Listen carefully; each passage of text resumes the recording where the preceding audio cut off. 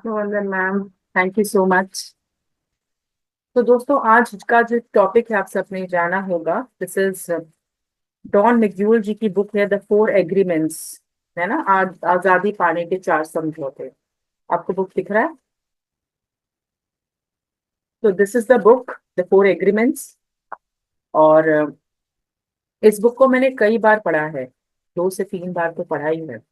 और जब जब मैं इस बुक को पढ़ती हूँ तो मुझे ऐसा लगता है कि शायद पीछे कुछ छूट गया था, तो मुझे आज नया कुछ जानने को मिला है। मेरी आप सबसे गुजारिश है कि बहुत ध्यान से, बहुत धैर्य के साथ इसके एक एक शब्द को सुने। जितना हो सकेगा मैं इसको अच्छे से बताने की, डिलीवर करने की कोशिश करूंगी। बट फिर भी रिक्वेस्ट यही है कि आप सब इस बुक को मंगाएं और पढ़ें।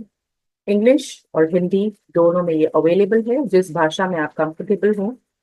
क्योंकि जब आप खुद से बुक को पढ़ते हैं तो आपको एक अलग अंडरस्टैंडिंग आती है। जो भी मैं आपको बताऊंगी वो मेरी अंडरस्टैंडिंग है। मैं अपनी अंडरस्टैंडिंग से आपको मैसेज दूंगी। लेकिन जब आप खुद पढ़ेंगे इसको तो आपको खुद को अंडरस्टैंडिंग आएगी। तो हमारे जो इसके लेखक हैं डॉन मैक्यूल रुइस, उन्होंने ये बुक को लिखा है, उन्होंने इस किताब को लिखा है। तो इस किताब में वो बताते हैं द टोल्टेक के बारे में। उन्होंने कहा कि हजारों वर्ष पहले दक्षिणी मेक्सिको के ज्ञानी स्त्री पुरुष को टोल्टेक के नाम से पहचाना जाता था। मानव वैज्ञानिकों के अनुसार टोल्टेक इस शब्द का अर्थ था संप्रदाय या जाति। लेकिन वास्तव में टोल्टेक वैज्ञानिक और कलाकार थे। अपने पूर्वजों द्वारा खोजे गए आध्यात्मिक ज्ञान का संरक्षण और अभ्यास करने के लिए उन्होंने अपने समाज का निर्माण किया था। टोल्टेक के गुरुओं को नगुएल और शिष्यों को तियोथुआन कहा जाता था। मेक्सिको नगर के बाहर पिरामिडों के प्राचीन नगरी में वे रहते थे। और प्राचीन नगरी में वे इंसान ईश्वर बनता है, ऐसी उनकी मान्यता थी। तो टोल्टेक बेसिकली क्या था? एक ग्रुप ऑफ पीपल। और ये लोग ग्रुप ऑफ पीपल क्या होते थे? वो मेडिटेटर्स होते थे, वो शमानिक हीलर्स होते थे। और वो आपस में एकजुट होकर, उनका एक संप्रदाय था, उनका एक कम्युनिटी था। और वहां के लोगों को टोल्टेक कहा जाता था, जो दूसरी डायमेंशंस जिसे हम कहते हैं एस्ट्रल वर्ल्ड या दूसरी दुनिया के बारे में बातें करते थे। वो दूसरी दुनिया के देवताओं के, भगवान के, एंजल्स के बारे में बात करते थे। आगे जानते हैं, आगे नेक्स्ट इसमें टॉपिक बताते हैं कि धुंधला आईना। धुंधला आईना क्या है? यहाँ पर हमें लेखक बताते हैं कि 3000 वर्ष पूर्व आपके और मेरे जैसा एक इंसान था, जो पहाड़ों से घिरे एक नगर के पास रहता था। वह इंसान एक ओझा, माने कि जादूगर बनने का प्रयास कर रहा था। वह अपने पुरखों का ज्ञान पाना चाहता था, लेकिन वह उनके द्वारा दिए गए सारे ज्ञान से सहमत नहीं था। उसके मन ही मन में ऐसा लगता था कि इसके अलावा कुछ और भी होना चाहिए। वो व्यक्ति एक दिन गुफा में बैठा और ध्यान करने लगा, मेडिटेट करने लगा। और मेडिटेट करते करते वो सो गया। और थोड़े समय के बाद उसको ऐसा एहसास हुआ कि वो अपने शरीर से बाहर निकल गया है। उसने खुद को अपनी बॉडी में उसने खुद को अपनी बॉडी गुफा में देखी कि मेरी बॉडी तो वहां पड़ी है गुफा में, लेकिन मैं बाहर हूँ। और देखा कि वो हवा में तैर रहा है और बिल्कुल ठीक तारों के बीच है। थोड़ी देर बाद जब उसका ध्यान अपने शरीर पे गया, इस व्यक्ति का, तो उसने देखा कि इसके हाथ, पैर, चेहरा कुछ भी बॉडीली शेप में नहीं है। ये पूरा सिर से लेके पैर तक क्या है? प्रकाश है। उसने ये पता लगा लिया था कि अस्तित्व में जो भी प्रकट हो रहा है वह उसी सजीव का ही रूप है, जिसे हम ईश्वर कहते हैं। सब कुछ गॉड है, सब कुछ ईश्वर है। और उसने क्या देखा कि ये जो रोशनी है, ये सितारे भी इसी रोशनी को, यही रोशनी जो है ये सितारों को भी बना रही है। मतलब चाहे वो पेड़ है, फूल हैं, पत्ते हैं, पहाड़ हैं, नदियां हैं, कोई भी चीज जो आप अपनी इन भौतिक आंखों से देख सकते हैं, हर एक चीज प्रकाश से बनी हुई है। तो उसे लगा कि इसमें और मेरे में तो कोई अंतर ही नहीं है। जब सब कुछ प्रकाश है, प्रकाश क्या है? परमात्मा का स्वरूप, परमात्मा ही प्रकाश है। अहम ब्रह्मास्मि तत्त्वमसि। तो उसको लगा कि जब सब प्रकाश है तो आप में और मुझ में तो कोई अंतर ही नहीं है। We are all one. और जब उसको इसके बारे में पता चल गया तो उसने ये सोचा कि वो इस निष्कर्ष पर पहुंचा कि मनुष्य की धारणा केवल यही है कि प्रकाश ही प्रकाश को खोज रहा है। उसने ये भी देखा कि पदार्थ एक दर्पण है, और हर एक चीज दर्पण है जो प्रकाश को प्रतिबिंबित करते हुए प्रकाश की छवि को, माया के संसार को और एक स्वप्न को रचती है। ये उस धुएं की तरह है जो हमें चीजों की वास्तविक रूप को देखने नहीं देता। कहते हैं कि ईश्वर को यहाँ पे देखो बताया गया है। ईश्वर जो है वो क्या है, एक मिरर है, और हम भी मिरर हैं। यानी ईश्वर ईश्वर को ही आईने में देख रहा है, लेकिन देख नहीं पाता है क्योंकि उसके ऊपर धुएं की परत चढ़ी है, धुंध है, फॉग है, वो धुंधला है, इसलिए हम फर्क करते हैं। यहाँ पे आप लोग जितने भी लोग मुझे सुन रहे हैं, जिनको मैं स्क्रीन पे देख पा रही हूँ, राम शुक्ला जी हैं, ज्योति जी हैं, सोमचंद जी हैं, बबीता देवी, अनीता जी, आप लोग मुझे सुन रहे हैं। तो अभी अगर मैं ये मानूं कि आप अलग है, मैं अलग हूँ, आप किसी दूसरे घर में पले बड़े, किसी दूसरे शहर में पले बड़े, आपके माँ बाप कोई और, मेरे कोई और, तो मैं अलग मानूंगी, जबकि देखा जाए तो हम सब एक ही हैं। बस फर्क ये है कि हम इस भौतिकता में रहते हुए, इस अज्ञानता के वश में पड़े हुए, हम एक दूसरे को अलग अलग मानते हैं, जिसे हम कहते हैं ना कि इसी को हम ड्युअलिटी कहते हैं, नॉन ड्युअलिटी, ड्युअलिटी, द्वैत अद्वैत, अगर आपने सुना होगा। तो जब हम फर्क करते हैं, यही फर्क जो है हमारे बीच में बाकी सारी प्रॉब्लम्स की जड़ होता है। वंस वी अंडरस्टैंड कि हमने कोई फर्क नहीं है, आप और मैं एक ही हूँ, तो सारी चीजें खत्म हो जाएंगी, सारे अवरोध शांत हो जाएंगे अपने आप। और हम अपने आप को अलग समझते ही क्यों हैं? मान लीजिए कि मैं इस शरीर को छोड़ देती हूँ, मैंने पहले भी कितनी बार शरीर छोड़ा और एक नया शरीर लिया, क्योंकि मैं कौन हूँ? पार ब्रह्म स्वरूप सच्चिदानंद आत्मा। I am the spirit, I am the being, I am God. तो मैं तो शरीर बदलती रहती हूँ।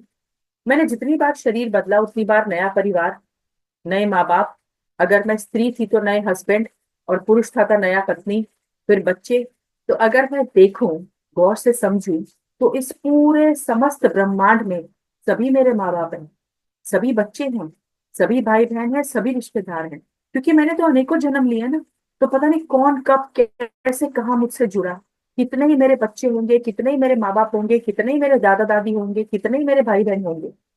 तो हम और आप अलग नहीं हैं, लेकिन हम ऐसा देखते हैं।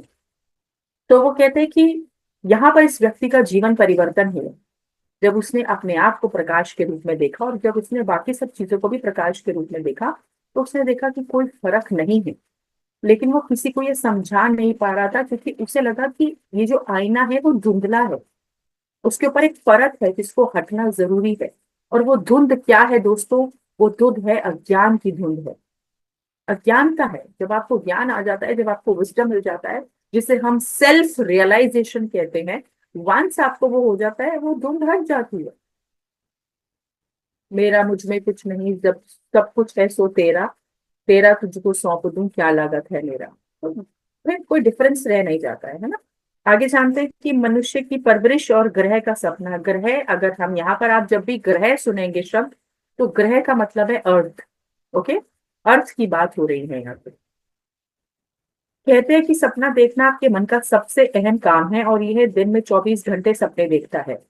आप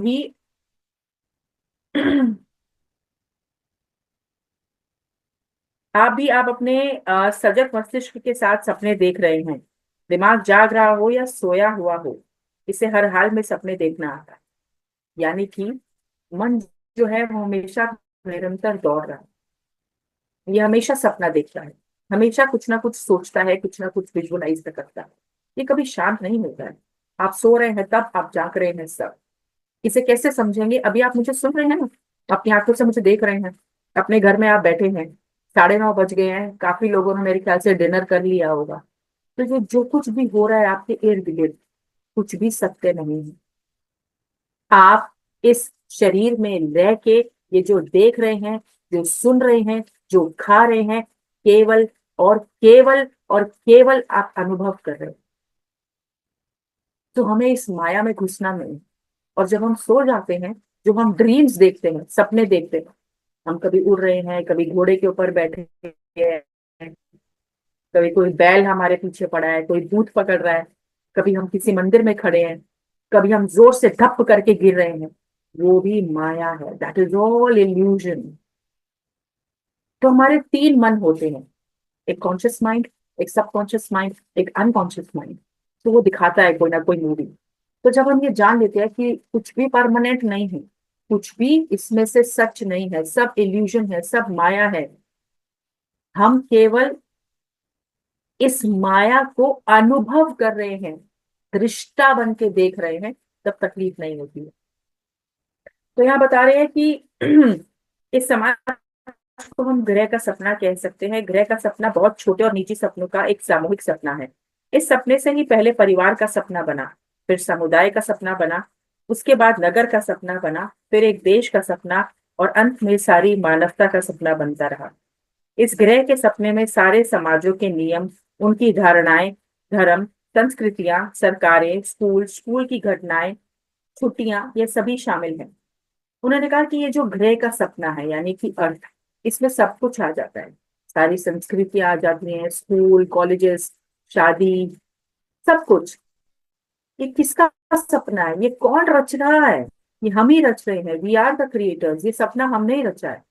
शादी, बच्चे, बच्चों की पढ़ाई, फिर उनकी शादी, दादा दादी, नाना नानी बनना, फिर मृत्यु को प्राप्त हो जाना, घर, गाड़ी, बंगला, कोठी, मकान बनाना, बिजनेस करना, नौकरी करना, ये सब सपना हम रच रहे हैं। इस ग्रह का सपना हमने रचा है। तो बोलते हैं कि बाहरी सपना हमारा ध्यान खींचता है और ये सिखाता है कि हमें किन बातों पर विश्वास करना है। ये हमें हमारी भाषा सिखाता है। भाषा या बोली ही इंसानों के बीच समझ और संवाद का कोड है। हर बोली का हर वर्ण, हर अक्षर अपने आप में एक समझौता है। आप जिसे पढ़ रहे हैं वह पुस्तक एक पृष्ठ है, और हम अपनी भाषा से समझ जाते हैं कि ये पृष्ठ यानी कि पेज किसे कहते हैं। पृष्ठ को पेज कहते हैं, हिंदी में पृष्ठ, इंग्लिश में पेज। तो ये सब कुछ हमने भाषा के माध्यम से सीखा है। तो वो कहते हैं कि इंसान किस चीज से चीजों को समझता है, उसका कोड वर्ड क्या है, भाषा है। इट डजेंट मैटर हम यहाँ हिंदी में बात करें, संस्कृत में करें, उर्दू में करें, मलयाली में करें, तेलुगु, तमिल, गुजराती, मराठी, पंजाबी, फारसी, हम किस भाषा में बात करें। पॉइंट ये है कि जो आप तक डिलीवर किया जा रहा है, जो ज्ञान आप तक पहुंचाया जा रहा है, वो आपको समझ आना चाहिए। वो ऊर्जा के वाइब्रेशंस के उस पे काम करता है ना। आगे बताते हैं कि परवरिश की प्रक्रिया कैसे हुई। वो कहते हैं कि मैं इसे इंसानों के परवरिश की प्रक्रिया कहता हूँ, और इसी परवरिश में हम ये सीखते हैं कि हमें कैसे जीना है और कैसे सपने को देखना है। परवरिश के जरिए ही हम बाहरी सपने की सारी धारणाएं आंतरिक सपने में आ जाती हैं, और उसी से हमारा विश्वास तंत्र को रचा जाता है। जैसे कि पहले बच्चे को हर चीज का नाम सिखाया जाता है। माँ, पिताजी, दूध, बोतल, फूल, हवाई चप्पल, सेब, पेड़, पौधा, कबूतर। फिर दिन पर दिन स्कूल, चर्च, टीवी, मंदिर, मस्जिद, गुरुद्वारे, दोस्त, रिश्तेदार बच्चे को सिखाते हैं कि उसे कैसे जीना चाहिए, उसे कैसे इंसान बनना चाहिए। बच्चे को यह भी सिखाया जाता है कि स्त्री और पुरुष किसे कहते हैं। धीरे धीरे बच्चा दूसरों को, आसपास के लोगों को और अपने पड़ोसियों को पढ़ना और परखना सीखता है। आश्चर्य की बात यह है कि घर में रखने वाले कुत्ते, बिल्ली या किसी पालतू जानवर की भांति बच्चों को रोजमर्रा के जीवन की कुछ बातें सिखाई जाती हैं। इस प्रकार इस प्रकार से बच्चों को सीखने के लिए आज तक सबसे अधिक प्रचलित होने वाली पद्धति है दंड और पुरस्कार प्रदान करना। आपके घर में बच्चे होते हैं, हमारे घर में भी बच्चे हैं। जब एक नवजात बच्चे का जन्म होता है, 1 साल तक तो वो कुछ बोल नहीं पाता, धीरे धीरे अ ब ब ब ऐसा कुछ करता है।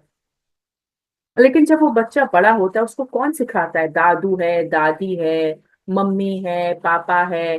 छुच्छू बीच में नहीं करना, है ना। मुंह खोलो, आ, ए, बी, सी, डी, ये कौन सिखा रहा है? ये कौन बच्चे को बता रहा है? बेटा हम हिंदू हैं, बेटे हम मरवाड़ी हैं, बेटा हम गुजराती हैं, हम मुस्लिम हैं, हम दिल्ली में रहते हैं, इंदौर में रहते हैं, बॉम्बे में रहते हैं, ऑस्ट्रेलिया में रहते हैं, गोवा में रहते हैं, पंजाब में रहते हैं। ये कौन सिखा रहा है? ये दादा दादी है, ये नाना नानी है, ये अच्छा है, ये बुरा है, ये काला है, ये गोरा है, ये मोटा है, ये पतला है। इसको मत छुओ, चोट लग जाएगी, उसको मत छुओ, ऐसा हो जाएगा। हमारे घर में ऐसा होता है, हमारे धर्म में ऐसा होता है, हमारे परिवार में ऐसा होता है, हमारी संस्कृति में ऐसा होता है। ये सब कौन सिखा रहा है बच्चे को? आप भी कभी बच्चे थे, किसने सिखाया आपको? हमारे माता पिता ने, रिश्तेदारों ने, समाज ने। तो हमारे इस जैसे कहते हैं ना कि ये हमारा ग्रह कौन बना रहा है? हमारी धरती, हमारी पर्सनल धरती कौन बना रहा है? रिश्तेदार, माता पिता, स्कूल के टीचर्स, पड़ोसी। अगर आप सबको लाल गुलाब दिखाया जाए, तो आप सबको क्या बोलेंगे? मैं आपसे पूछूं कि ये लाल गुलाब है, इसका कलर क्या है, तो आप क्या बोलेंगे? लाल, यही बोलेंगे? थम्स अप दिखाइए। लाल गुलाब को लाल बोलेंगे, थम्स अप, है ना। लेकिन अगर आपको ये सिखाया जाता कि लाल गुलाब का रंग लाल नहीं नीला है, तो आप नीला समझते ना उसको। तो लाल गुलाब लाल है, ये किसने सिखाया? समाज ने सिखाया, स्कूल टीचर्स ने बताया, किताबों ने बताया।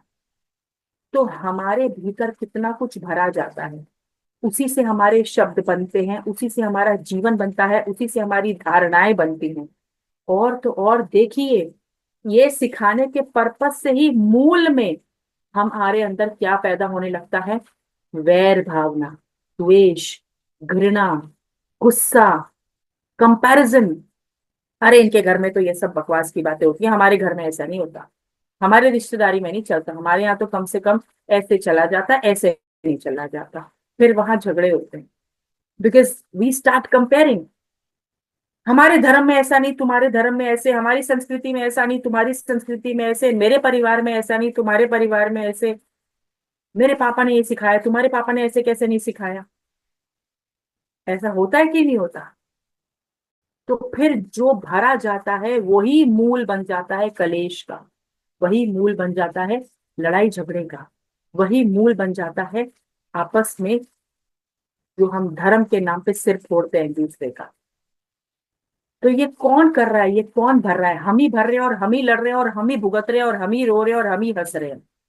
लेकिन हम समझ नहीं पाते, फिर हम दूसरे को ब्लेम करते हैं कि तुम्हारी वजह से हमारे जीवन में ये प्रॉब्लम्स है, सरकार ऐसी है, बीजेपी ऐसी है, केजरीवाल ऐसा है, ये ऐसा है, वो ऐसा है। फिर हम गालियां देते हैं, फिर हम कोसते हैं, हम शिकायतें करते हैं।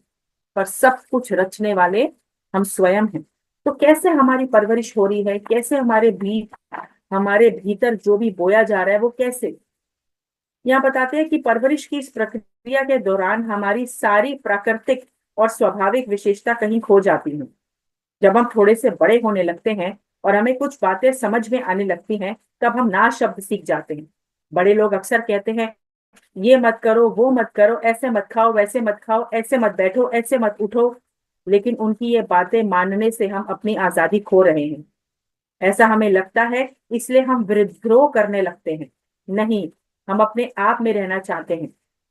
लेकिन उस उम्र में हम बहुत छोटे होते हैं, और हम अपने विद्रोह को व्यक्त नहीं कर पाते, क्योंकि बड़े बुजुर्ग हमसे ज्यादा ताकतवर होते हैं।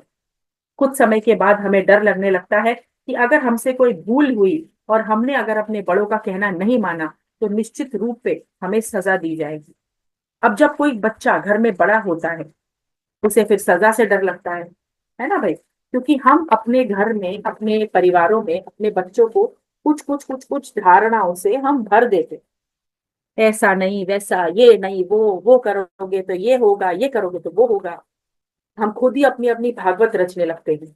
एक भागवत गीता वो थी जो कृष्ण ने अर्जुन को बताई थी, गीता उपदेश दिया था। हम अपनी अपनी खुद की पर्सनल गीता रचते हैं, ऐसे करोगे तो ये होगा, और वैसे करोगे तो वो होगा। फिर क्या होता है? फिर झूठ का खेल शुरू होता है, बच्चों को डर लगने लगता है, बच्चे झूठ बोलने लगते हैं।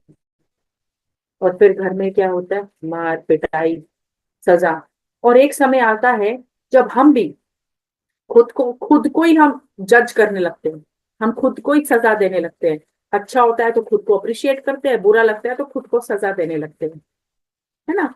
जिस तरह सरकार के पास समाज के सपने को चलाने के लिए एक नियम वाली होती है, उसी तरीके से हमारी धारणाओं के पास भी नियमों की कुछ ऐसी ही पुस्तक होती है, जो हमारे निजी सपने को अपने वश में रखती है।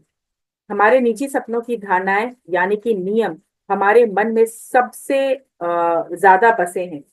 हम इन पर भरोसा करते हैं और इन्हीं के आधार पर चीजों को परखते हैं। हमारे अंदर बैठा ये जज तय करता है कि किसे सजा देनी है और किसे पुरस्कार। पर कौन कहता है कि इस सपने में न्याय होता है?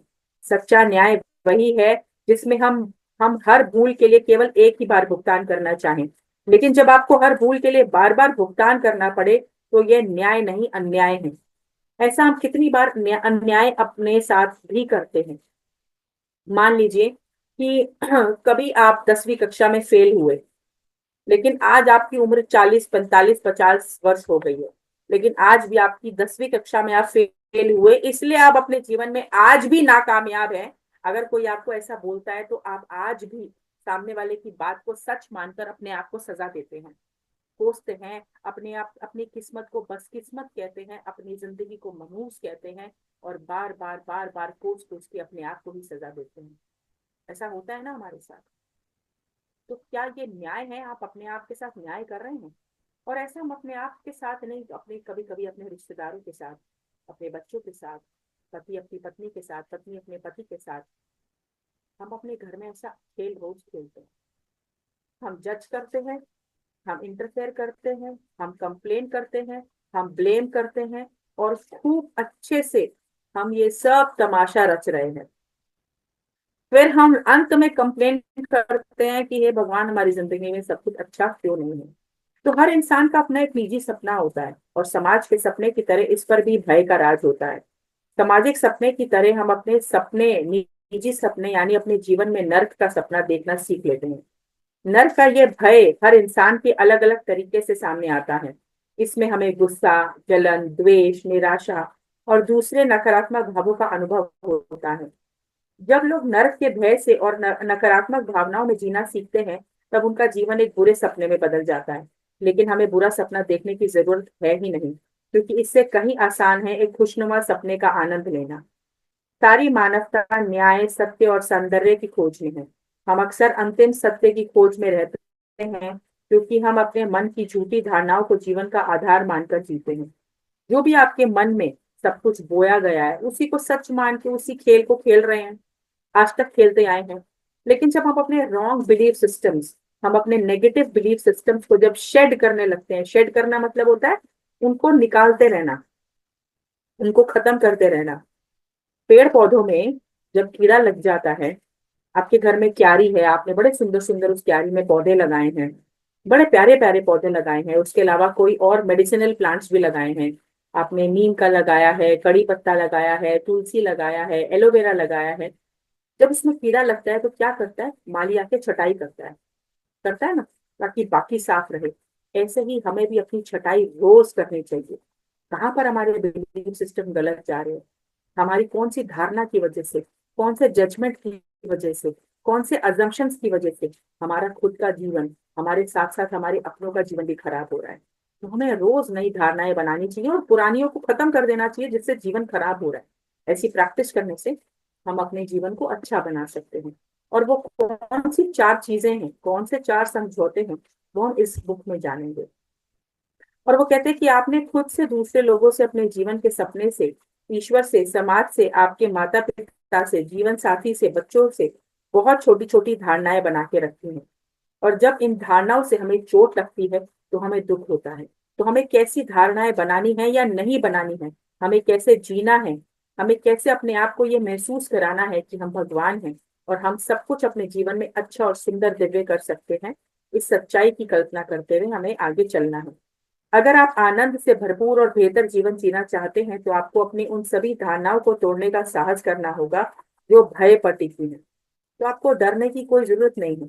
ये धारणाएं आपके निजी शक्ति सोख लेती हैं, जबकि जो धारणाएं प्रेम से उपजी हैं, वे अपने जीवन की ऊर्जा का संरक्षण करने और अतिरिक्त ऊर्जा हासिल करने में मदद करती हैं। धारणाएं बना लेना, ये कैसे होता है ये आपको पता है। हम सब अपने जीवन में कहीं ना कुछ धारणाएं बना लेते हैं। कुछ हम खुद बनाते हैं, कुछ माँ बाप से सीखते हैं, रिश्तेदारों से सीखते हैं, पड़ोसी से सीखते हैं। लेकिन ये धारणाएं क्या करती हैं? ये भय को उत्पन्न कर रही हैं। भय से जीवन जिया जाता है क्या कभी? भय से कभी जीवन नहीं जिया जाता है। जब आप भय मुक्त हो जाते हैं, तभी आप जीवन को खुल के जी सकते हैं, जीवन का असली आनंद ले सकते हैं। तो अपनी धारणाओं को आपको खुद ही तोड़ना होगा। उसमें से कुछ बहुत छोटी सी धारणाएं मैं आपको बताती हूँ, जो हर घर में बताई जाती हैं। बिल्ली रास्ता काट गई तो नहीं जाना, चीख मार दी तो नहीं जाना, पौने बजे बाहर नहीं निकलना, सवा बजे यहाँ नहीं जाना, ऐसे नहीं करना, वैसे नहीं करना, मीठा खा के बाहर नहीं जाना। है ना, ये छोटी छोटी चीजें। और फिर इससे हमारे अंदर भय उत्पन्न होता है। अरे बिल्ली रास्ता काट गई, अभी हम कैसे जाएंगे? अरे एक चीख मार दी, तुमको अभी चीख मारनी थी, मैं इंटरव्यू देने के लिए जा रहा था, तुम्हें अभी चीख मारनी थी, मैं डॉक्टर के पास जा रहा था, अब तो पक्का मेरी रिपोर्ट खराब आएगी। ये धारणाएं कौन बनाता है? हम। और फिर जब वाकई में रिपोर्ट खराब आती है, तो हम उसको कोसते हैं जिसने चीख मारी थी, जबकि रिपोर्ट तो आनी थी भाई खराब, क्योंकि उसमें ऑलरेडी कुछ गड़बड़ था। लेकिन आपकी धारणाओं की वजह से आपने भय भी उत्पन्न किया, कुछ नेगेटिव क्रिएट भी किया, और जिसने छींक मारी उसे भी कोस दिया, और जब उसे कोसा तो उसके साथ अपना संबंध भी खराब कर लिया। तो अपनी धारणाओं को आपको खुद ही तोड़ना है। आइए जानते हैं सबसे पहला समझौता। ध्यान से सुनिएगा।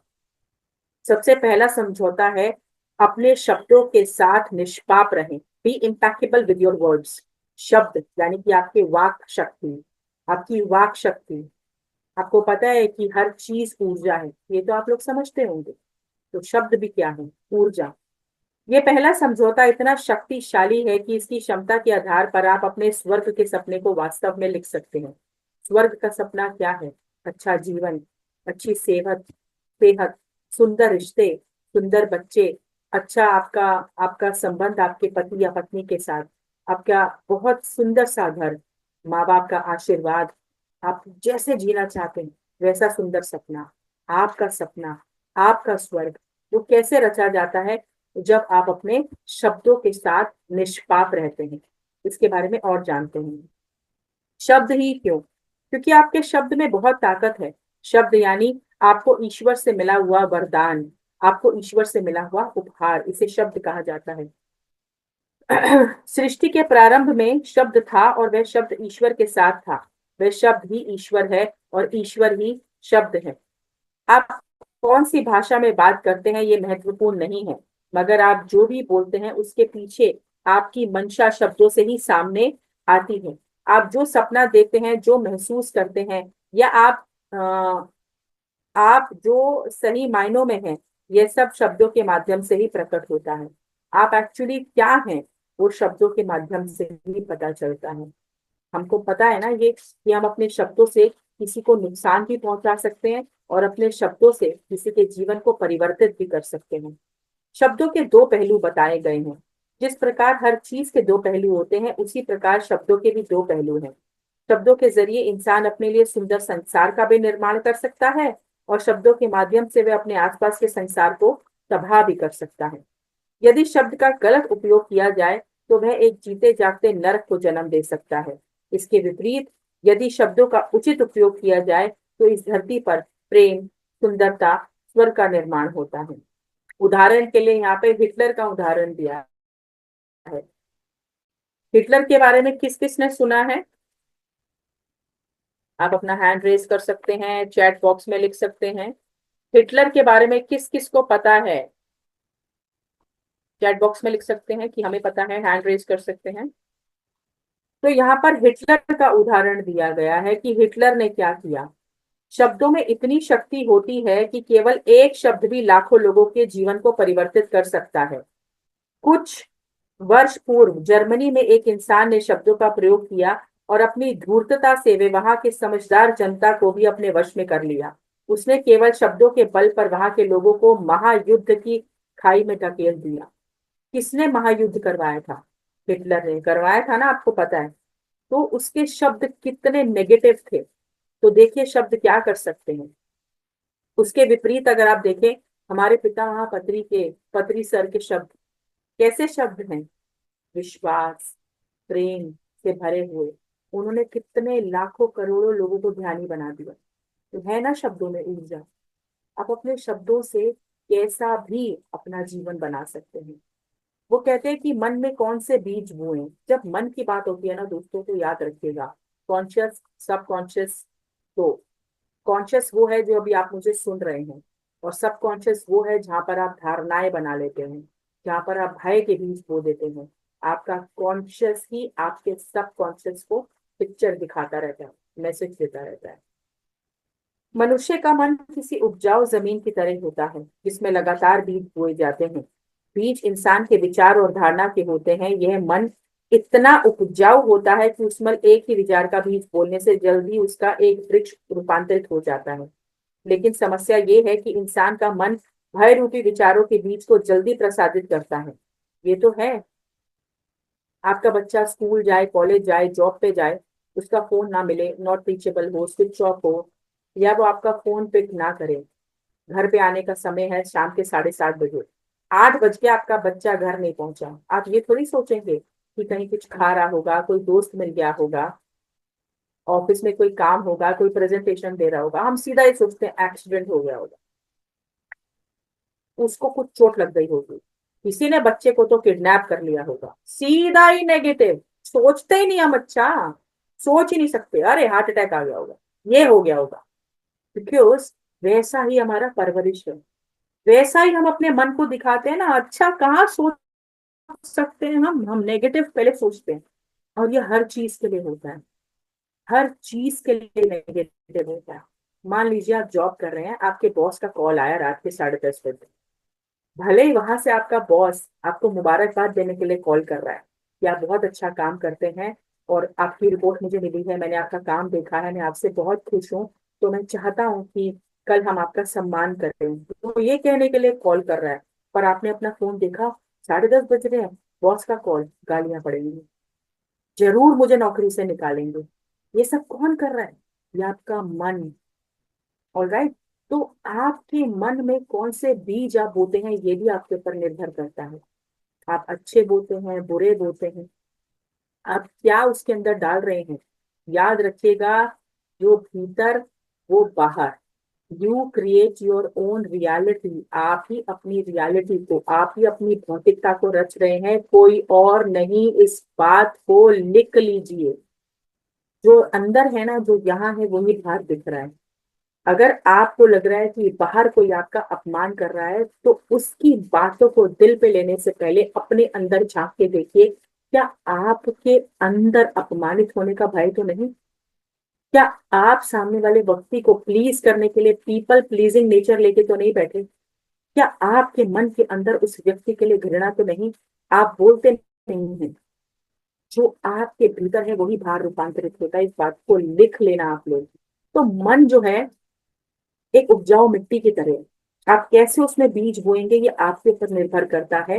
तो उसमें हमेशा अपने लिए भी और दूसरों के लिए भी प्रेम के, करुणा के, ममता के, सद्भावना के, संभाव के, शक्ति के बीज बोइए, है ना। हिटलर ने अपने शब्दों द्वारा विचार रूपी लाखों बीज लोगों के मन में बोए। उनमें से भय के विचारों के बीज इतनी तेजी से बढ़ गए, उनका रूपांतरण इतनी विनाशकारी रूप से हुआ कि महायुद्ध हो गया। शब्दों की असीम शक्ति को देखते हुए हमें समझना चाहिए कि यह शक्ति मुख से आती है, उसका उपयोग हमें कैसे करना चाहिए। हर इंसान के पास शब्दों की शक्ति होती है, इसलिए हर एक इंसान जादूगर है। हम भी किसी पर अपने शब्दों का काला जादू कर सकते हैं, या किसी से इस काले जादू को मुक्त भी कर सकते हैं। जब भी हम किसी बात पर अपनी राय देते हैं, तो यह सम्मोहन का भी काम करती है। तो आपको बहुत केयरफुल होना पड़ता है अपने वर्ड्स के लिए कि आप क्या बोल रहे हैं, क्या निकल रहा है आपके भीतर से। जब हमें समाज के अनुकूल बनाया जाता है, तो हमारे माता पिता और भाई बहन कुछ भी सोचे बिना हमारे बारे में अपनी एक राय रखते हैं। वे हमें कहते हैं, तुम्हें तो तैरना नहीं आता, तुम तो अच्छी तरह खेल भी नहीं पाते, तुम्हारी लिखावट अच्छी नहीं है, तुम कितने मोटे दिखते हो, तुम्हें तो कोई पसंद नहीं करता, बड़े तुम्हारी हमेशा बुराई करते हैं। और बड़ों के द्वारा कही हुई इन बातों पर हम विश्वास रखकर सम्मोहित हो जाते हैं। तभी तो सेल्फ लव सीखते हैं, इनर चाइल्ड हीलिंग हम करते हैं। क्यों? क्योंकि किसी ने कुछ भी भर दिया, हमने वो दिल पे ले लिया और उसी को हमने सच मान लिया, क्योंकि उनके शब्द इतने पावरफुल थे कि उन्होंने हमके ऊपर एक इम्पैक्ट डाल दिया। और यही अगर आपको बोला जाए, आप कितने सुंदर हैं, आप तो बिल्कुल भगवान जैसे दिखते हैं, आप कितने प्यारे हैं। अब मैं ज्योति जी को रोज बोलूं कि ज्योति जी आपकी आंखें बड़ी प्यारी हैं, बहुत सुंदर हैं आपकी आंखें, ऐसा लगता है कि जैसे आपकी आंखों में से मास्टर बाबा जी देख रहे हैं, आपकी आंखों में से पत्री सर देख रहे हैं। तो ज्योति जी जब भी अपना चेहरा देखेंगी ना शीशे में, उनको मेरे ये शब्द याद आएंगे, और मेरे यही शब्द उनको विश्वास दिला के एक दिन उनका चश्मा भी उतरवा देंगे, क्योंकि उनको ये विश्वास हो जाएगा कि मेरी आंखें कितनी अच्छी हैं। तो हमारे शब्द किसके ऊपर कैसा इम्पैक्ट डालते हैं, ये हमें पता है। इसलिए we have to be very very very careful about our words, कि हम क्या बोल रहे हैं, है ना। तो इसको एक कहानी के माध्यम से जानते हैं कि एक बारी क्या हुआ कि एक लड़की, एक लेडी थी, महिला, डिवोर्सी महिला। तो वो रोज काम पे जाती थी, काम से वापस आती थी, उनकी एक छोटी सी बेटी। वो अपनी बेटी से बहुत प्यार करती थी, सच में बहुत प्यार करती थी। लेकिन उस दिन जब वो लौटी अपने काम से, तो उनके जो बॉस थे उन्होंने उनको गुस्सा किया होगा, डांटा होगा। तो उस लेडी का जो था मूड काफी खराब था। तो वो लेडी घर आई तो उनके सिर में दर्द हो रहा था। उनकी बेटी अक्सर गुनगुनाती थी, छोटी सी बच्ची 5 साल की, ऐसा ऐसा गाना गुनगुनाती थी, अपनी मम्मा को प्यार करती थी। तो उस दिन भी वो बच्ची गाना गुनगुना रही थी। उस महिला ने कहा, बेटा दूर हो जाओ, मेरे सिर में दर्द हो रहा है। पर बच्चे तो बच्चे हैं, 5 साल का बच्चा कहाँ इतना समझदारी दिखाएगा। वो बार बार अपनी माँ के करीब जाए, गाना गुनगुनाए। उसकी माँ ने चिल्ला के कहा, क्या तुम तब से गाना गा रही हो, मेरा सिर दर्द कर रहा है। इतना बुरा गाती हो, इतना बुरा गाती हो, इतना बुरा तो तुमसे ज्यादा सुंदर तो कोई कौवा गाना गाता होगा, इतना बेकार तुम गाती हो, दफा हो जाओ यहाँ से। ऐसा उस महिला ने कहा। वो शब्द उस बच्ची के मन पे ऐसा घर कर गए, ऐसा घर कर गए कि उस बच्ची ने आजीवन गाना ही छोड़ दिया। वो कभी नहीं गाई। बड़ी हो गई, शादी हो गई, पर कभी वो बच्ची गाना नहीं गाई। तो देखिए दोस्तों, हमारे शब्द कितना कैसा प्रभाव डालते हैं। यहाँ बताते हैं कि निष्पाप शब्द का अर्थ क्या है। जब इसका पहला समझौता है कि अपने शब्दों के प्रति निष्पाप रहें, तो यहाँ पे निष्पाप का क्या अर्थ है? Be impeccable with your words. अब देखते हैं कि निष्पाप शब्द का अर्थ क्या है। इसे अंग्रेजी में इम्पैकेबिलिटी कहते हैं। इम्पैकेबल शब्द अंग्रेजी का शब्द है। आई एम यानी, ओ सॉरी, एम का मतलब होता है लैटिन शब्द में प्रैक्टिस से बना। एम का अर्थ है के बिना, और प्रैक्टिस का अर्थ है पाप, पाप के बिना, इसलिए इसको इम्पैकेबल कहा गया है। कई धर्मों में पाप और पापियों के बारे में चर्चा की जाती है, लेकिन हमें यह समझना चाहिए कि सही मायने में पाप करना किसे कहते हैं। पाप यानी वह हर शब्द जो आपके स्वयं से यानी असल में जो आप से आता है या उसके खिलाफ हो। जब जब आप किसी और के साथ अपनी तुलना करने, अपने आप को दोषी ठहराने ठहराने का पाप करते हैं, निष्पाप होना इसी के ठीक विपरीत होता है। निष्पाप होने का मतलब है जब आप अपनी तुलना किसी और से नहीं करते, अपने अस्तित्व के खिलाफ नहीं जाते, जब आप निष्पाप होते हैं और अपने कामों को जिम्मेदारी से लेते हैं, लेकिन खुद को दोषी नहीं ठहराते।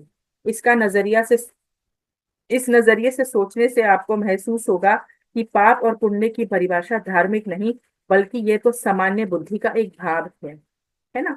कि आप अपने लिए भी कोई गलत शब्द ना यूज करें, है ना। वर्ड्स के लिए बहुत बहुत ज्यादा आप केयरफुल रहें कि आपको क्या करना है।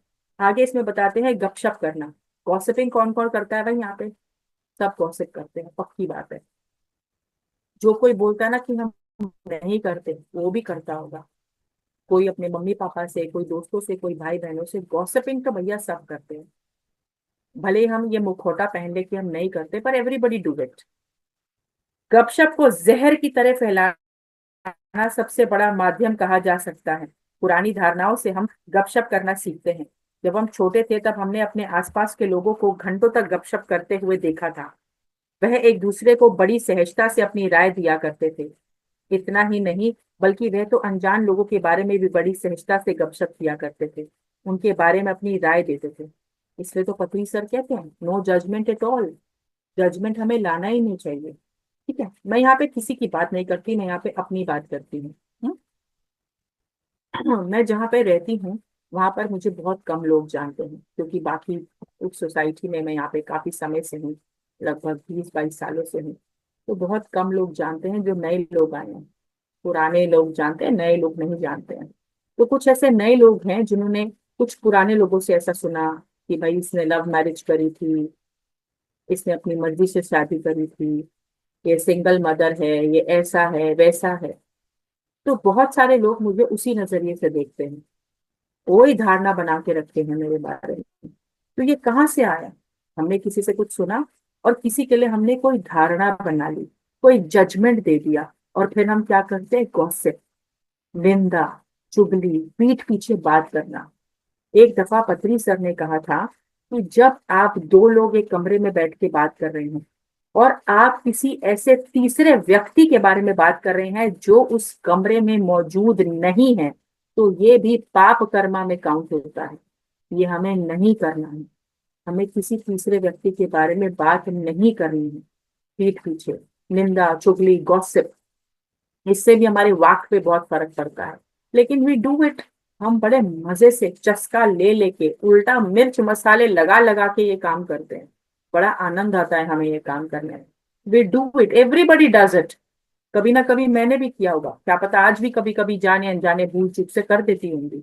बट हमें बहुत केयरफुल रहना चाहिए कि हम पीठ पीछे भी किसी के बारे में कोई बात ना करें, वरना हम फिर धारणाएं बना लेते हैं, हम जजमेंट बना लेते हैं अपना। पता ही नहीं चलता जाने अनजाने हमारे मुंह से कैसे शब्द निकल आते हैं। तो वाक क्षेत्र, शब्दों के प्रति निष्पाप रहना, ये पहला समझौता है, और इसे हमें अपने जीवन में किस तरीके से उतारना है, हमें ये सीखना है। जरा कल्पना करें कि आप इस समझौते के बल पर अपने शब्दों से क्या क्या रच सकते हैं। इस तरह आप भय के सपने से दूर जा सकते हैं, आप आजादी और खुशी का सपना देख सकते हैं, वैसा जीवन जी सकते हैं। आप नर्क के सपने में जीने वाले हजारों लोगों के बीच भी रहकर स्वर्ग में जी सकते हैं, क्योंकि आप उस नर्क का कोई असर नहीं होगा। निश्चित ही अपने शब्दों के प्रति निष्पाप रहने से आप स्वर्ग के राज्य में प्रवेश कर सकते हैं। तो ऑलवेज अपने शब्दों के प्रति निष्पाप रहें, be impeccable with your words. आगे पढ़ते हैं। दूसरा समझौता, चार समझौते ही हैं, ऑलरेडी 10 बज गए हैं, हम जल्दी जल्दी खत्म करते हैं। दूसरा समझौता है, किसी बात को निजी तौर पर ना ले। Don't take anything personally. यहाँ बताते हैं कि अगले तीन समझौतों का जन्म पहले समझौते से ही हुआ है। दूसरा समझौता कहता है कि किसी बात को निजी तौर पर मत ले। आपके आसपास जो भी घट रहा हो उसे निजी तौर पर ना ले। यदि मैं आपको बिना जाने पहचाने सड़क पर देखकर कहता हूँ कि आप मूर्ख हैं, बेवकूफ हैं, तो वास्तव में ऐसा मैं अपने बारे में कह रहा हूँ, आपके बारे में नहीं। लेकिन यदि आप मेरी बात सुनकर दुखी होते हैं, तो इसका अर्थ है कि आप मेरी बात से सहमत होकर खुद को मूर्ख और बेवकूफ मान लेते हैं। हो सकता है आप ये भी सोचे कि इसे कैसे पता, क्या मैं मन की बात जान लेता हूँ या सबको दिखाई देता है कि मैं बेवकूफ हूँ। आप इस तरह की कई बातों को निजी यानी व्यक्तिगत तौर पे ले लेते हैं, क्योंकि आप भी उस बात से सहमत होते हैं। जैसा ही आप ऐसी बातों पर सहमत होते हैं, यह विष आपके भीतर चला जाता है, यह विष आपके अंदर घुल जाता है, और आप नर्क के सपने में उलझ कर रह जाते हैं, इस माया में उलझ कर रह जाते हैं। आप खुद को जरूरत से अधिक महत्व देते हैं, इसलिए ऐसी बातों में उलझते हैं। ऐसा अक्सर होता है ना, हम किसी को कुछ कह देते हैं और वो ले लेता है। तो दूसरा समझौता क्या है? Don't take anything personally. कुछ भी आप निजी तौर पर मत लें। हम ले लेते हैं और उसी से फिर लड़ाई झगड़े होते हैं। अरे तुमने ऐसा कह दिया मेरे बारे में, अरे इसने ऐसा कह दिया मेरे बारे में। तो कुछ भी, कोई कुछ भी बोले, अपने पे विश्वास रखें, खुद के अंदर देखें, अपनी दिव्यता को पहचानें, अपनी दृढ़ता के साथ जैसे आप हैं वैसे खुद को स्वीकार करें। आपका रिमोट कंट्रोल आपके जीवन का किसी और के हाथ में नहीं होना चाहिए, कि कोई आपको बोले मोटी है, पतली है, लूली है, लंगड़ी है, गोरा है, काला है, तू तो नकारा निकम्मा, काम नहीं करता, तेरा ऐसा वैसा, तेरा डिवोर्स हो गया, तेरा शादी बेकार, तेरा किस्मत मनहूस, पता नहीं कितना कुछ लोग बोलते हैं। जब आप उसको ले लेते हैं, इट मीन्स आप मानते हैं कि आप वैसे हैं। अगर आप कोई मुझे ये बोल दे कि तुम गधी हो, तो मुझे बुरा तब लगे जब मैं वाकई में गधी हूँ, पर मैं गधी नहीं हूँ भाई, बड़ी सुंदर सा चेहरा है मेरा, है ना, इतने अच्छे नैन नक्श दिए भगवान ने मुझे, मैं भगवान का बच्चा हूँ, वाई एम गधा। लेकिन अगर मैंने अपने आप को गधी मान लिया, तो इट मीन्स मैंने पर्सनली ले लिया ना। तो फिर मैं क्या करूंगी, वैसा ही विचार रखूंगी। फिर अगर कोई कल को मेरी तारीफ भी करेगा ना, तो मुझे यही फील होगा, ये झूठ बोल रहा है यार, उसने सही कहा था, गधी हूं मैं। तो इसलिए कभी भी किसी के शब्दों को पर्सनली नहीं लेना, दिल पे नहीं लेना। जैसे अगर कोई आपको कहता है कि आप बहुत मोटे दिखते हैं, तो इस बात को निजी तौर पर ना लें, क्योंकि सच तो यही है कि वह इंसान अपनी भावनाओं, धारणाओं और मान्यताओं के आधार पर ऐसा कह रहा है। आपको मोटा कहकर वह इंसान आपकी ओर शाब्दिक जहर भेजता है। यदि आप उसके शब्द को दिल से लगाकर दुखी होते हैं, तो इसका अर्थ यह है कि उसका भेजा हुआ जहर आपके पास आ गया है। इसके विपरीत, यदि आप उसके शब्दों पर कोई प्रतिक्रिया नहीं देते, तो उसके शब्द आप पर कोई असर नहीं करेंगे। अगर आप अपना दरवाजा खोल देंगे, तो कोई भी कुछ भी कर बोलेगा। मान लीजिए मेरे पास एक थैला है ना, उसके अंदर बहुत सारा मैंने कूड़ा भरा है, बड़ा सारा गंदगी भरी है, बड़ा सारा गोबर भर दिया, बहुत कुछ भर दिया। अब वो थैला लेके मैं आपके घर के दरवाजे पे बाहर खड़े होके बेल मारूं, ठीक है, और आपको लगे कि बड़ी स्मेल आ रही है, आप दरवाजा खोले और देखें कि यार सुप्रिया के हाथ में थैला है, बड़ी स्मेल आ रही है, आप बोले क्या है, मैं बोलूंगी कूड़ा है, मेरा मन कर रहा था मैं आपके घर फेंक दूं, आप आने दोगे? आप बोलोगे आइए आइए मैडम, आइए आइए, पूरे घर में कूड़ा फैला दीजिए? हाँ, आप मुझे धक्के मार के निकाल दोगे, बोलोगे मैडम जरूर आना, इसे फेंक के आओ कहीं बाहर, मेरे घर में गंदगी मत लेकर आओ, बहुत बदबू आ रही। तो जैसे हम गंदगी अपने घर में नहीं आने देते, ऐसे ही दूसरों के शब्दों की गंदगी हम अपने मन में क्यों आने देते हैं भाई? लोग तो कुछ भी बोलते हैं, आप उसे निजी तौर पे मत लीजिए। डोंट टेक एनीथिंग पर्सनली, कोई कुछ भी बोलता है, अपने पे विश्वास रखिए, अपनी दिव्यता को पहुंचा पहचानिए कि आप कैसे हैं, है ना? तो आप अपनी, मैंने कहते हैं ना, बात वही आती है वापस, कि आप अपनी क्रिएटर हैं अपनी लाइफ के।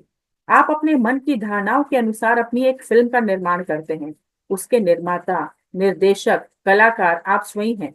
यानी कि आपका जीवन आपकी फिल्म है भैया, आपकी पिक्चर है। उसके डायरेक्टर, उसके प्रोड्यूसर, उसके एक्टर एक्ट्रेस, उसका जो भी होता है सब कुछ, मेकअप आर्टिस्ट, म्यूजिशियन, सब आप ही हैं आपके पिक्चर के। आपके जीवन के निर्माता आप हैं, डायरेक्टर प्रोड्यूसर।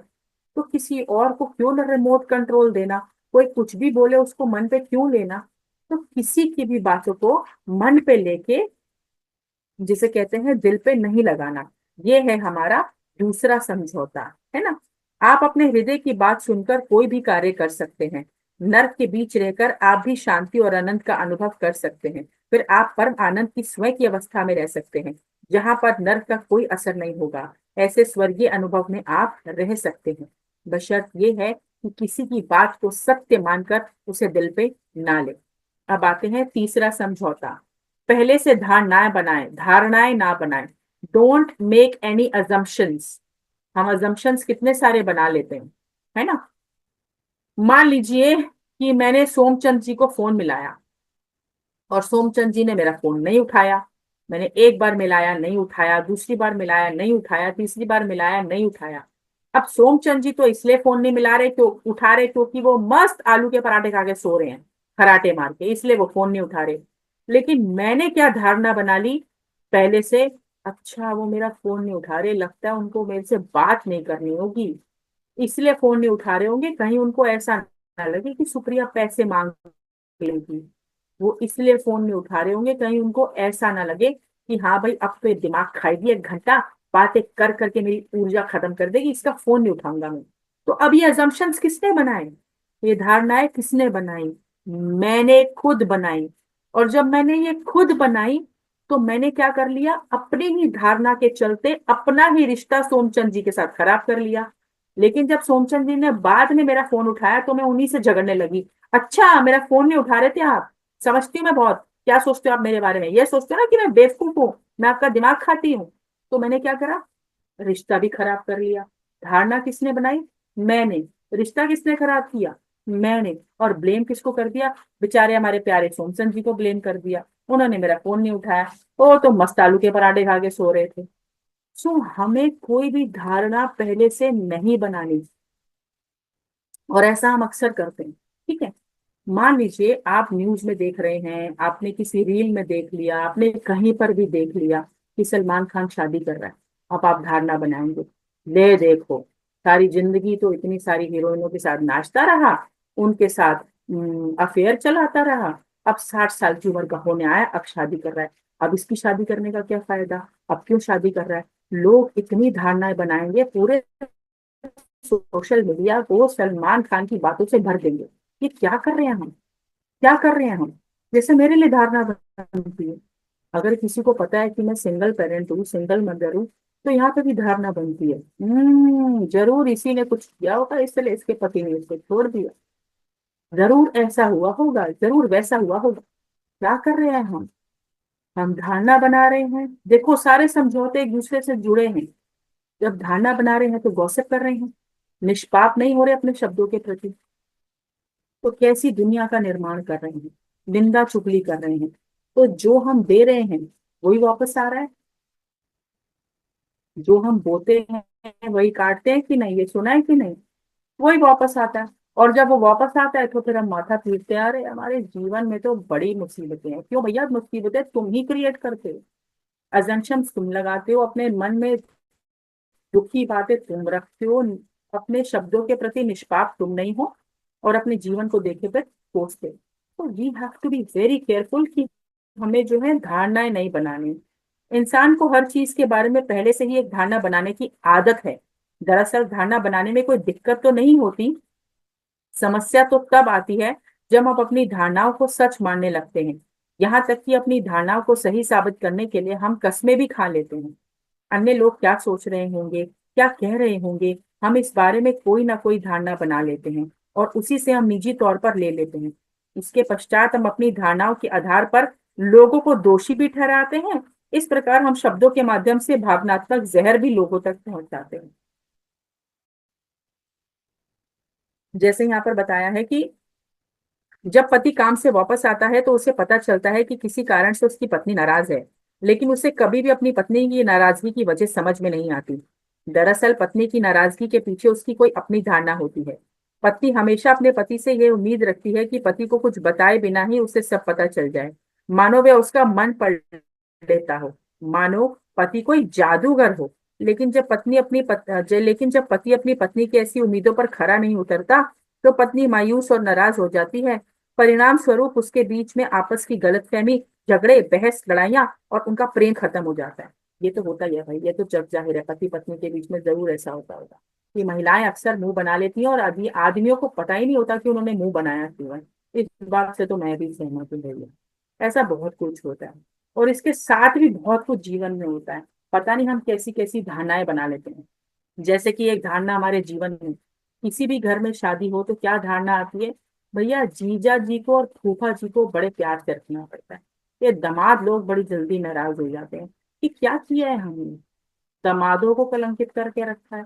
खुद ही की एक धारणा बना रखी है कि दामाद ऐसे होते हैं। पता नहीं हम कितनी कितनी धारणाएं बना लेते हैं, क्या क्या एजम्पशंस लगा लेते हैं, कुछ भी हवा में सोचने लगते हैं। इससे हम कुछ नहीं कर रहे, सुनने में बड़ा मजाक लगता है, हंसी आती है एक्चुअल में, लेकिन हम अपने जीवन में कितना जहर खोल रहे हैं, उसके साथ साथ हम दूसरे के जीवन में भी कितना जहर खोल रहे हैं। तो हमें ये सोचना चाहिए कि सामने वाला जो सोच रहा है वो उतना और वैसा ही सोच रहा है जितनी उसकी समझ है। आप लोग यहाँ पे कब से सेशन ले रहे हैं, है ना?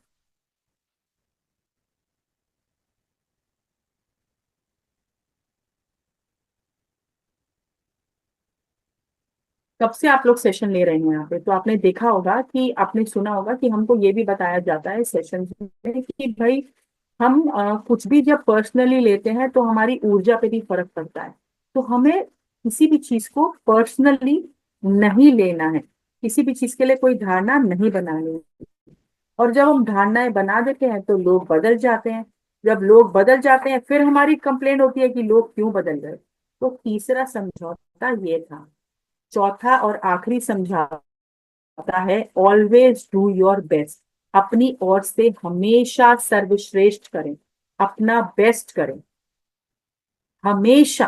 अब जैसे मैं यहाँ क्लास ले रही हूँ, मैं अपना बेस्ट दूंगी, मैं बेस्ट ही दे रही हूँ।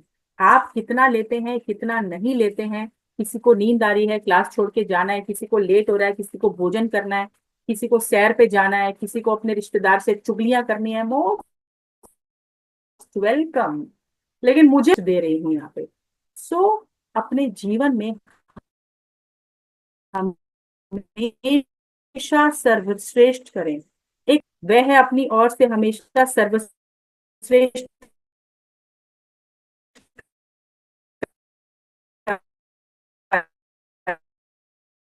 कार्य करें। इस चौथे समझौते को अपनाने से पहले तीन समझौते को अधिक बल मिलेगा। चले प्रकट रूप है, किसी भी हालत में अपनी ओर से सर्वश्रेष्ठ प्रयास करें, ना कम ना अधिक, लेकिन ये कार्य में सर्वश्रेष्ठ ही होगा। ऐसा पल बदल रहा है, इसलिए कई बार आपका सर्वश्रेष्ठ प्रयास बेस्ट करना, तो आप ने अपने जीवन में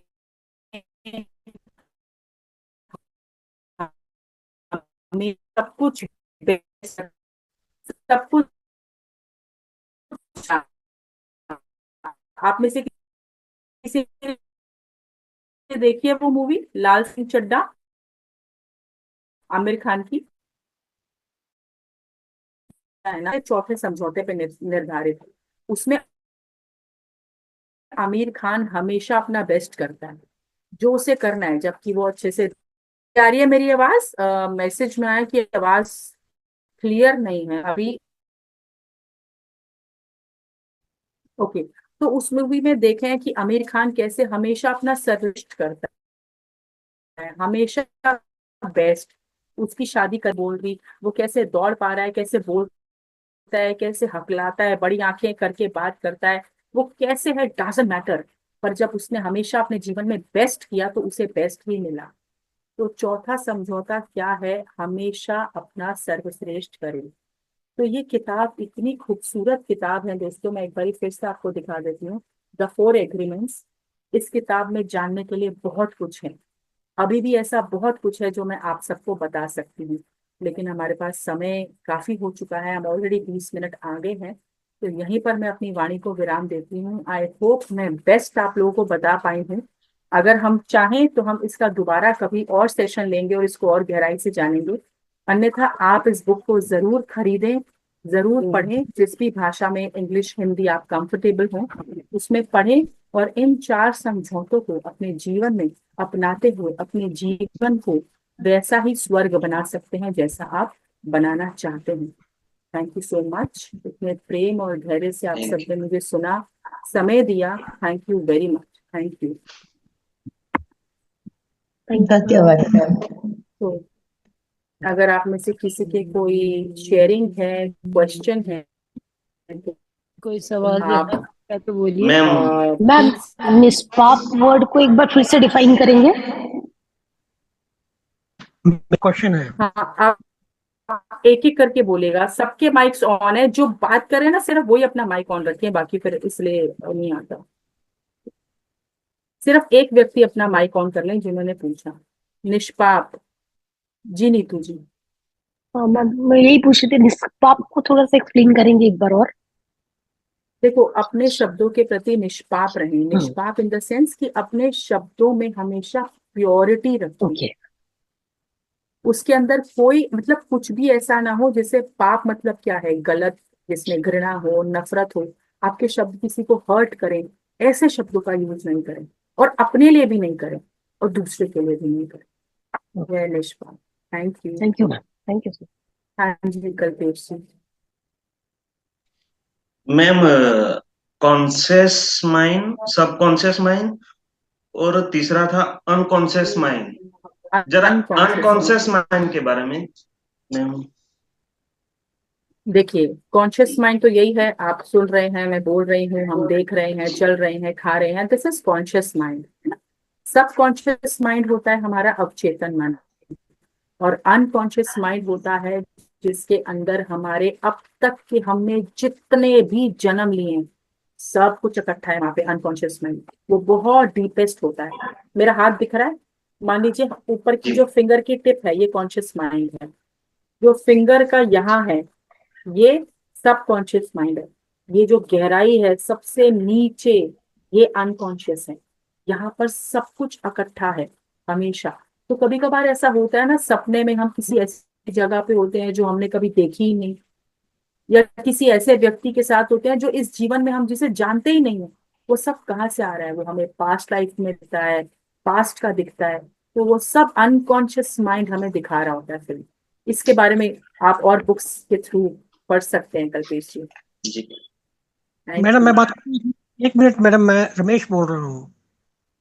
जी। हेलो। हाँ जी, हाँ जी रमेश जी, बताइए। हेलो। हेलो। हाँ जी, हाँ जी, आपकी आवाज आ रही, बताइए। अच्छा मैडम, ये ब्रेन के रमेश जी, दो हम आपको हिस्से सुन होते पा हैं। रहे हैं, आप बताइए। अच्छा मैम, ये मेरा एक क्वेश्चन है। जो जी, कॉन्शियस माइंड होता है ये कभी नहीं होता, और सब कॉन्शियस माइंड के अंदर हजारों क्वेश्चन के आंसर छुपे हुए हैं। तो जब कॉन्शियस माइंड होगा ये कैसे खाली होगा? कॉन्शियस माइंड खाली नहीं होता है, हम उसको सिर्फ शांत और शिथिल कर सकते हैं ध्यान के माध्यम से। इसलिए कहा जाता है रमेश जी कि जब ध्यान करें, मान लीजिए आपको कोई भी सवाल है, उस सवाल को रखते हुए अपने जहन में ध्यान में बैठे, और ऐसा निरंतर प्रैक्टिस हमें करना पड़ेगा। तो फिर हमारा सबकॉन्शियस माइंड उसका आंसर हमें देता है।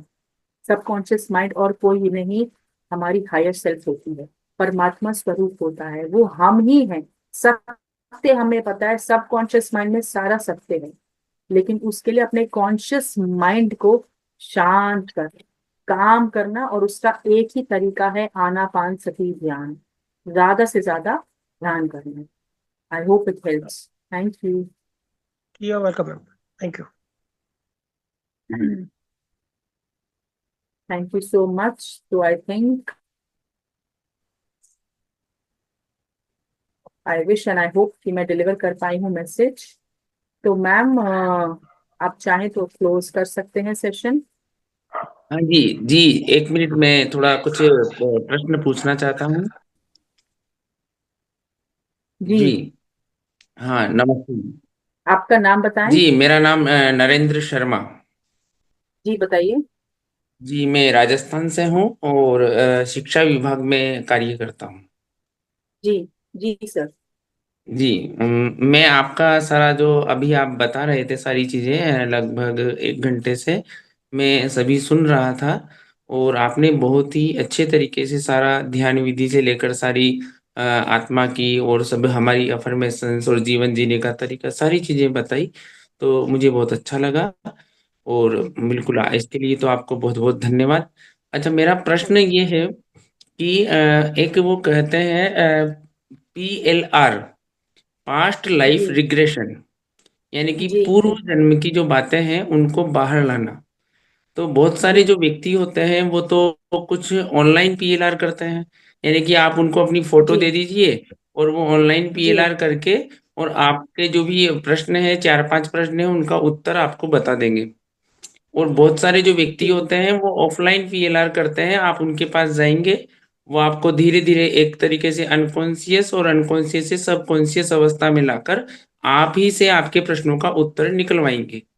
तो उसके बारे बिल्कुल में जी थोड़ा सर। आप दीदी मुझे थोड़ा विस्तार से समझा दीजिए। देखिए सर, PLR बिल्कुल होता है, पास्ट लाइफ रिग्रेशंस। लेकिन मैंने कभी खुद करवाया नहीं है, और मैं करवाने के इच्छुक भी नहीं हूँ।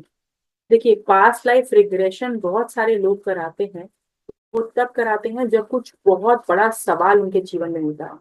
जैसे हमारे यहाँ पर एक मैम है, उन्होंने कराया क्योंकि उनकी 48 साल उम्र हो गई है, विवाह नहीं हुआ, उनकी शादी नहीं हुई। तो वो जानना चाह रही थी कि ऐसा क्या कारण है कि उन्होंने इतने सारे लड़के देखे, रिश्ता आया पर उनका विवाह नहीं हुआ, क्या है।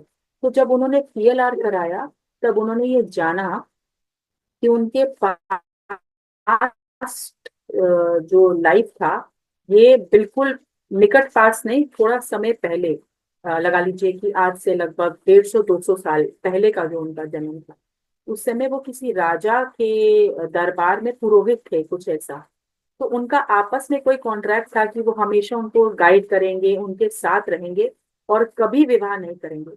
तो उन्होंने उस जीवन में पूरी दरबार के सामने ऐसा ऊंचा जोर जोर से बोल बोल के कहा था कि जब तक मेरा इन राजा के साथ जो जो भी मेरा संबंध है, जिस काम के लिए मैं हूँ, ये जब तक पूरा नहीं हो जाता, चाहे जितने भी जन्म मैं ले लूं, मैं विवाह नहीं करूंगा। तो उनको ये पता चला था। तो जब किसी का बहुत बड़ा सवाल होता है कि ऐसा बीमारी क्यों आया, ये क्यों हुआ, तो लोग PLR कराते हैं। जबकि इसके मैं ये नहीं कहूंगी कि मैं इसके पक्ष में नहीं हूँ, लेकिन मुझे ऐसा लगता है कि नहीं कराना चाहिए। PLR क्यों कराना है? क्योंकि हमारे आज के जीवन में कुछ हमें लग रहा है कि परिस्थिति ठीक नहीं है। लेकिन हमें इतना तो पता चलता है ना नरेंद्र जी, कि हमने कुछ तो ऐसा किया है जो आज ठीक नहीं है। तो उसके लिए सिर्फ आप प्रार्थना कर सकते हैं, ध्यान में रहकर, ध्यान कर कर, अच्छी किताबें पढ़कर, स्पिरिचुअल बुक्स को पढ़कर अपने आज को जान सकते हैं। और दूसरी बात, अगर आप चाहें तो आप खुद का पीएलआर भी कर सकते हैं। उसका सबसे बड़ा तरीका होता है निरंतर 3 घंटे का ध्यान। और जिस दिन पूर्णमासी होती है, जब फुल मून होता है, तब बहुत हाई एनर्जीज होती हैं। उस दिन अगर आप 2 घंटा, 3 घंटा, 4 घंटा ध्यान करते हैं, तो आप इसी आनापानसती ध्यान के माध्यम से खुद का स्वयं का पीएलआर कर सकते हैं। ठीक है। और बाकी दूसरा जो मुझे समझ आती है वो ये भी आती है कि भाई, अब मैं कहूँ कि मैं आपका पीएलआर कर दूं, आप अपनी फोटो दे दो। अब आप सामने है नहीं, मैं कैसे जान पाऊं? मुझे क्या मालूम कि आपकी फोटो मैंने देखा और मेरा सबकॉन्शियस मुझे क्या दिखा रहा है? फिल्म ही तो चल रही है ना, फिल्म ही तो प्रोजेक्ट कर रहा है वो। जैसे फिल्म आप जाके थिएटर में देखते हैं, तो वो क्या प्रोजेक्ट कर रहा है, क्या आ रहा है, हाउ डू आई नो? मैंने तो इतना सीखा है नरेंद्र जी, सच बताऊं, कि ध्यान करो और आज अभी जो मैं हूं उसको जान लो, उसको सुधार लो। इसके साथ साथ आगे का जीवन भी ठीक हो जाएगा। That's what I have learn. तो मैं थोड़ा सा पीएलआर प्रमोट नहीं करती हूँ। आई होप मैं जितना जानती हूँ आपको बता पाई हूँ। Thank you very much. हाँ जी, आपका धन्यवाद। एक थोड़ा मैं और दीदी पूछना चाह रहा था कि आपने एक बताया आनापानसती, जिसमें हम अपनी श्वासों पर ही केवल एक ध्यान देते हैं बिना किसी मंत्र के उच्चारण के। और एक होता है किसी गुरु मंत्र से यानी गुरु दीक्षा लेकर और उस मंत्र को श्वासों में श्वास और प्रश्वास उस मंत्र का जपना। तो दोनों ही अलग अजपा अलग। जाप जिसे कहते हैं। जी, अजपा जाप जिसे कहते हैं। तो दोनों ही स्टेज अलग है या दोनों का उद्देश्य एक ही है? नहीं जी, दोनों स्टेजेस अलग हैं। आनापान सती ध्यान हमारे को हमारे भगवान बुद्ध ने दिया है।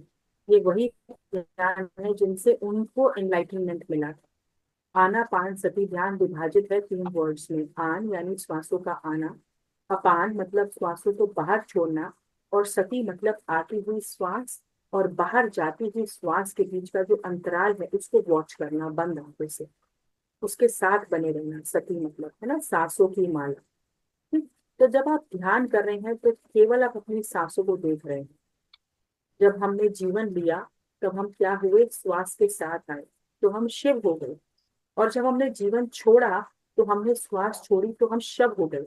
तो ये क्या है? प्राण शक्ति तो है जो मेरे भीतर है, श्वास है ना, भीतर आती हुई बाहर जाती हुई। इसमें कोई ऊर्जा नहीं लग रही। आप बिल्कुल शांत हैं, शिथिल है, सौम्य तरीके से सुखासन में बैठे और अपनी सांसों को देख रहे हैं। लेकिन जब आप अजपा जाप कर रहे हैं तो आपकी ऊर्जा लग रही है ना। मान लीजिए मैं सोहम कर रही हूँ, तो जब मैं सांस ले रही हूँ सो, जब छोड़ रही हूँ हम, तो हम, तो ऊर्जा तो जा रही है ना, सो हम को रिसाइट करते करते। तो आनापान सती ध्यान में कोई ऊर्जा खर्च नहीं हो रही। पैरों को क्रॉस, हाथों को क्रॉस कर लिया, लॉक कर लिया, आंखें बंद कर ली, केवल सांसें। फिर हम ये शरीर नहीं है, हम ये बुद्धि नहीं है, हम ये विचार नहीं है, हम कुछ नहीं है। हम केवल और केवल श्वासें हैं। हम अपने आत्मा रियल स्वरूप को पहचानते हैं। दिस इज आनापान सती ध्यान। तो हम इसी की प्रैक्टिस करते हैं और ये और वो बिल्कुल अलग है। लेकिन अगर आप जपा जाप करते हैं तो आप वो भी कर सकते हैं, बट आनापान सती ध्यान is the only and only way जिनसे जी। बुद्ध को एनलाइटनमेंट मिला एक और हमें भी मिल सकता अंतिम है। अंतिम प्रश्न, एक अंतिम में थोड़ा आपसे मैं सभी जी के जी जी दर्शक जी। जो आपने हैं, अंतिम ये है कि एक सोल कॉन्ट्रैक्ट होता है, सोल हम्म। कॉन्ट्रैक्ट, है ना? तो हाँ जी। उसमें जैसे मैं आपको मेरा ही उदाहरण देता हूँ कि मेरे परिवार में जी लगभग 55-60 व्यक्ति हैं, पूरा घर परिवार मिलाकर, भाई बंधु जी सभी लोग हैं। तो उन 55-60 लोगों में से एक अकेला व्यक्ति में ऐसा हूँ जो जी। आध्यात्म, ध्यान, मेडिटेशन या इस मार्ग पर हूँ। और उन 60 लोगों में से एक भी व्यक्ति इस मार्ग पर नहीं है। तो सोल कॉन्ट्रैक्ट, तो उसके बारे में थोड़ा सा दीदी मुझे और थोड़ा आप सभी को बता दीजिए। देखिए, सोल कॉन्ट्रैक्ट होता है, सोल टू सोल हमारा जो कॉन्ट्रैक्ट हम करके आते हैं वो हर किसी के साथ होता है। मेरा और आपका भी कोई सोल कॉन्ट्रैक्ट होगा जो हम दोनों यहाँ पर हैं और एक दूसरे को सुन रहे हैं, एक दूसरे को समझ रहे हैं, ज्ञान को साझा कर रहे हैं। तो सोल कॉन्ट्रैक्ट हर किसी के साथ होता है। आपका सोल कॉन्ट्रैक्ट उस व्यक्ति के साथ भी है जो आप ही के ऑफिस में बैठ के बगल वाली टेबल पे आपके साथ बैठ के चाय पिए और कोई विचार आपके साथ वे मर्ज कर रहा है। ठीक है, हम खुद सोल कॉन्ट्रैक्ट बनाकर आते हैं। हमारे जीवन में जितने सारे लोग हैं वो सोल कॉन्ट्रैक्ट के साथ हैं। और रही बात जो आपने बोली कि आप ही केवल ऐसे हैं, तो भाई साहब मैं भी मेरे घर में इकलौती हूँ। मेरे मायके में ससुराल में कोई ध्यान नहीं करता, कोई भी नहीं, एक सिंगल व्यक्ति भी नहीं, एक भी नहीं। मेरे बच्चों को मैंने सिखाया, उन्होंने कुछ समय किया, अब वो भी नहीं करते। तो जरूरी नहीं है, कभी कभार हम black sheep of the family हमें बनना पड़ता है। Black sheep of the family का मतलब समझते हैं? केवल कोई एक परिवार का ऐसा व्यक्ति जो पूरे के पूरे कुल कुटुंब का उद्धार कर देता है। तो अपने आप को मुबारकबाद दीजिए, शायद आप सबके उद्धार के लिए एक आपने चुना है, आप भगवान ने, और आपने खुद को भी चुन लिया है ना। तो आप अपने आप को कॉन्ग्रेचुलेट करिए और ध्यान को कभी मत छोड़िए। जी जी, नहीं, मुझे ध्यान से काफी लाभ हुए हैं।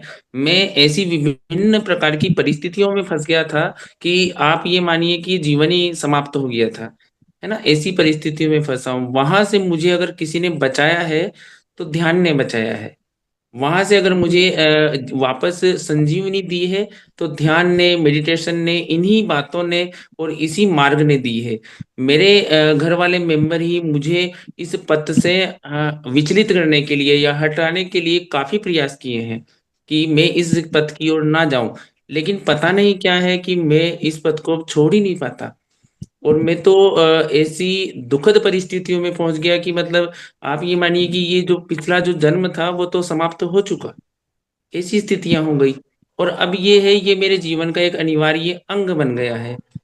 तो खैर, आप सभी जो मिले मुझे इस ध्यान के, इनके माध्यम से, आप सभी साधक आत्माएं, तो मैं आप सभी का धन्यवाद ज्ञापित करता हूँ। और इसी प्रकार से हमारा मार्गदर्शन आप करते रहे। धन्यवाद। थैंक यू नरेंद्र जी, और आप भी ध्यान हमेशा करते रहिए। और आपने इसी नरेंद्र के शरीर में ही दूसरा जन्म ले लिया है जब ध्यान अपना लिया। तो लगे रहिए, बड़े रहिए। पृथ्वी सर भी कहते हैं लगे रहो मुन्ना भाई। तो लगे रहो, बस छोड़ना नहीं। ठीक है, आप सबको एक बार फिर से मेरा बहुत बहुत धन्यवाद।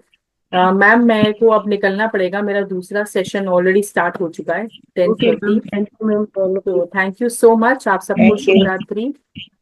हमेशा थैंक यू। खुश रहिए, मस्त रहिए, स्वस्थ रहिए और ध्यान करते रहिए। Thank you so much, thank you. बहुत धन्यवाद मैम। मास्टर सभी को मैं यहाँ पे यहीं पे वाणी को विराम देना चाहेंगे।